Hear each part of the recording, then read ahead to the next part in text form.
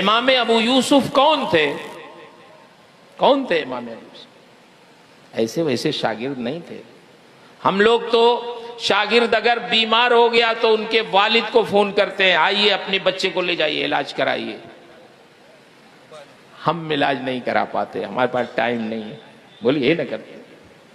امام ابو یوسف کی امام اعظم نے پرورش فرمائی. بے شک، سبحان اللہ. کیسی پرورش فرمائی ہے؟ خود فرماتے ہیں کہ میں یتیم تھا. میری والدہ نے جب میں تھوڑا ہوشیار ہوا تو ایک دھوبی کے وہاں ملازمت پہ لگا دیا، جاؤ وہیں کپڑا دھو، مزدوری کرو، ادھر سے ادھر کپڑا لے جاؤ. میں اپنا کرتا تھا.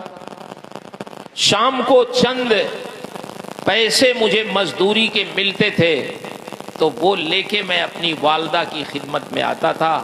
وہ سود کاٹتی تھیں تو کچھ اس سے پیسے ملتے تھے، کچھ میری مزدوری سے ملتے تھے، تو دونوں سے خرچ گھر کا چلتا تھا. جس راستے سے میں مزدوری کرنے جاتا تھا تو امام اعظم ابو حنیفہ رضی اللہ تعالیٰ عنہ کا گھر پڑتا تھا. ایک دن میں نے جھانک کے دیکھا کہ امام اعظم ابو حنیفہ رضی اللہ تعالیٰ عنہ مسائل شرعیہ بتا رہے ہیں اور ان کے سامنے ان کے تلامذہ سامعین بیٹھے ہوئے ہیں جیسے ان کے سروں پر پرند بیٹھے ہوں، ایسے خاموشی سے جیسے آپ لوگ بیٹھے ایسے ہی سن رہے تھے.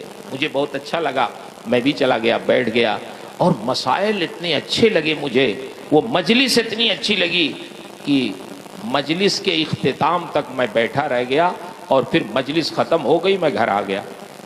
آج میں پیسہ نہیں لے کے آیا کیونکہ آج میں نے مزدوری تو کی ہی نہیں. میری ماں نے برداشت کیا، کچھ بولی نہیں.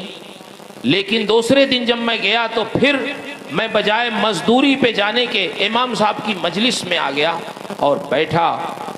پھر مجلس ختم ہونے تک بیٹھا رہا، مسائل شرعیہ سنتا رہا، اور پھر جب مجلس ختم ہوئی گھر آ گیا. اب میری والدہ کو تشویش ہوئی کہ یہ جاتا کہاں ہے، یہ پیسے کیوں نہیں لاتا، لگتا ہے کہیں کھیلنے لگ جاتا ہے.